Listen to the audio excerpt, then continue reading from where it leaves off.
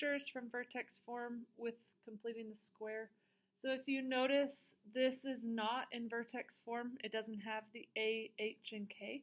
So we're going to have to do that first before we can find the vertex, the axis of symmetry, all of these things. So I'm going to do that first. So I'm going to take this over here, x squared minus 2x minus 5. And I'm going to complete the square. So I'm going to take that information and put it in a box. Remember the difference between factoring and completing the square. Completing the square is you're going to have a final equation that's written with a parentheses squared, and it will have it can have a number out front, a number inside, and a number at the end. So this one we're going to do take the x squared and put it in the box. We still have to have these two equal negative 2x. It's just since it's completing the square, the number on this side and the number on this side have to be the same. So I take half of negative 2, which is negative 1x, and negative 1x. We don't put the negative 5 here because we have to figure out what number is needed to complete the square. So then we have x times x, x times negative 1, x times negative 1. Okay, we need the number that completes the square, so negative 1 times negative 1. A negative times a negative is a positive, 1 times 1 is 1. And then you always take that and subtract it right here. So it'd be negative 5 minus 1, which would be negative 6. So then we have negative 6, and this was x minus 1. So that is our vertex form. So now it's in the form A. Well, there is no A, so we know that the A value is 1. H is negative 1, and K is negative 6. So we know that our vertex, before I even have to graph it, remember your vertex is always at the opposite of H, so it's not at a negative 1, it's at a positive 1. And then our Y value is negative 6. I'm going to still sketch it. I'm just going to sketch it down here. So 1, negative 6. So 1, 1, 2, 3, 4, 5, 6. So that's our vertex. So that also means that that's our axis of symmetry. Because remember, that's where the parabola is reflected across. So whatever point I move over and up or down on this side, I have to move over and up or down that much on this side. So our axis of symmetry is that x equals 1. Remember, it's the x value of your vertex. Okay, our stretch factor, there is no a value, so our stretch factor is just 1. So from this point, move over 1 and up 1, move over 1 and up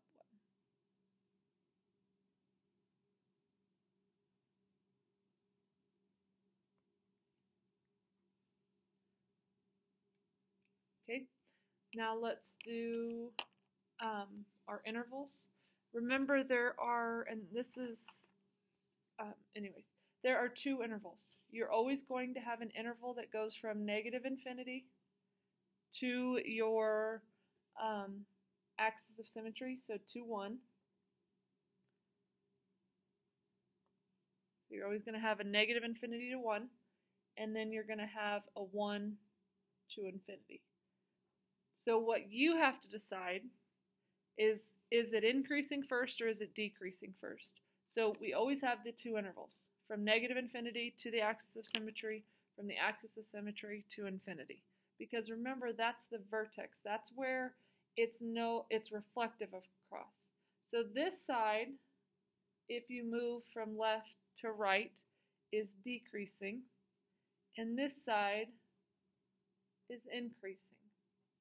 So this interval needs to be listed for our decreasing. So from negative infinity to 1, and then 1 to infinity.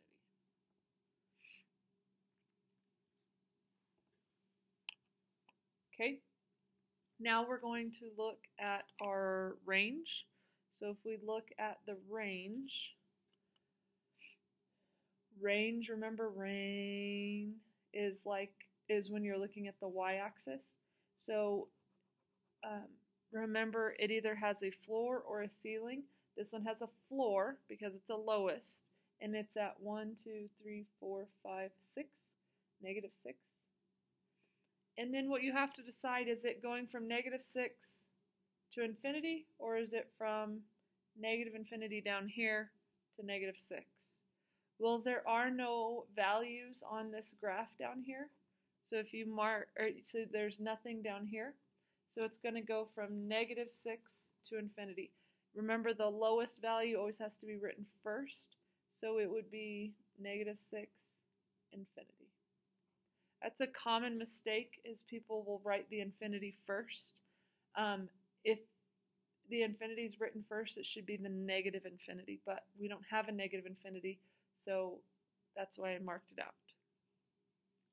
Okay, so that is the first example of writing it into completing the square first.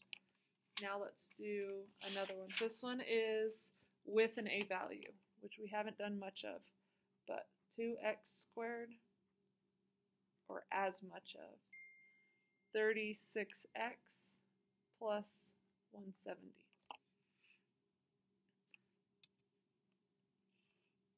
Okay, so if you look at that, the first thing that you need to do is divide all terms by a.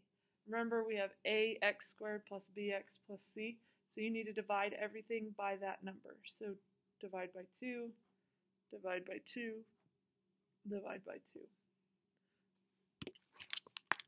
2 divided by 2 is just 2, so you're going to put that number out front. Or sorry, 2 divided by 2 is not 2. 2 divided by 2 is 1. But this number needs to go out front. So whatever you divided all of them by needs to go out in front of the parentheses, because it's like we're pulling out a 2. So then 2 divided by 2, I said, is 1, x squared. 36 divided by 2, if you're unsure, is 18. Type it in your calculator. So plus 18x. And then 170 divided by 2 is 85. So you would put plus 85. Now, leave it like that for now, and then we're going to do the box and completing the square for just this information. So this information is going to be used for our box. So x squared, half of 18 is 9. So then it would be, sorry, let me figure out what color I want to use. Green. So it would be x 9, x 9. Okay, 9 times 9 is 81. And that's a parentheses, not a 1. I just looked at the screen and it looked like a 1. So, and then subtract that from that. So 85 minus 81 would be 4. So we have, I'm going to write that as x plus 9 squared plus 4. Now remember, from this step up here, we still have that 2 out front. You have to multiply it into both terms. So then we have 2 parentheses x plus 9. You don't actually have to multiply it on that one. It just goes out front because of the form A, H, and K. And then 2 times 4 is 8. Sorry, I can't talk today. You can't leave it with that parentheses because that's not the vertex form. So you have to multiply the 2 in so that it's 2x plus 9 squared, and then 2 times 4 is 8. This is the step that most people will miss. If they know what they're doing and they're going through all of it, that's the common mistake there. Okay, now let's find our key features. Well, our vertex we know is at -9, 8 because of that. It's the opposite of H. Our axis of symmetry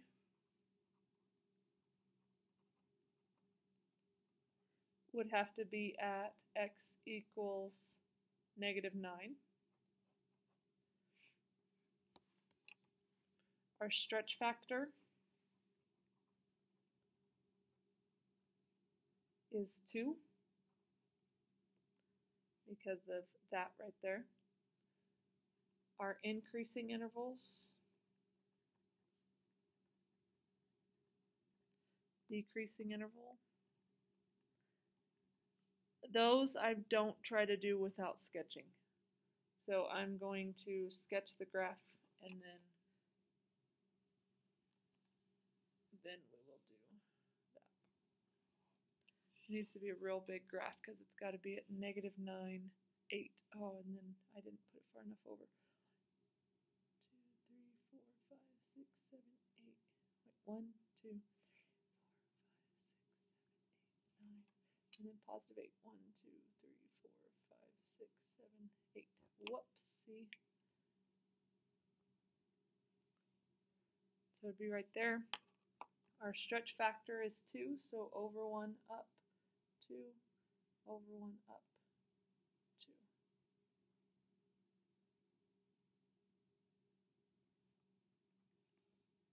Okay, we have 2 intervals, and I'm just going to write them over here on the side. So we have -infinity to -9,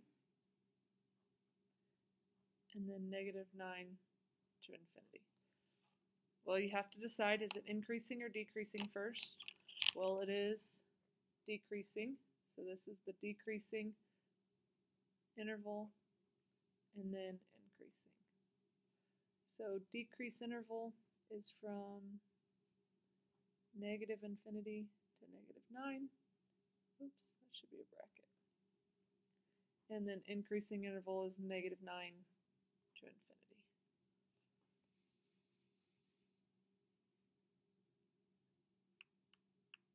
Okay, and then our range is, this one has a floor as well. So it's from 1, 2, 3, 4, 5, 6, 7, 8 to infinity. It doesn't have a negative infinity. I just wrote -infinity down here. There's nothing down here, so that has to go to +infinity. Something that somebody noticed yesterday is that if your A value is positive, if your A value or your stretch factor is positive, that means you're going to be going to infinity. If it was upside down,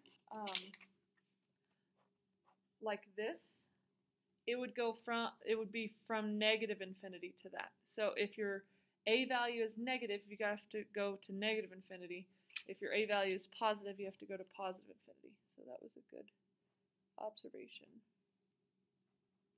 So it goes from 8 to infinity. Sorry, that pink is not working very well. And notice that is the Y value of your vertex. Okay, that is completing the square and key features.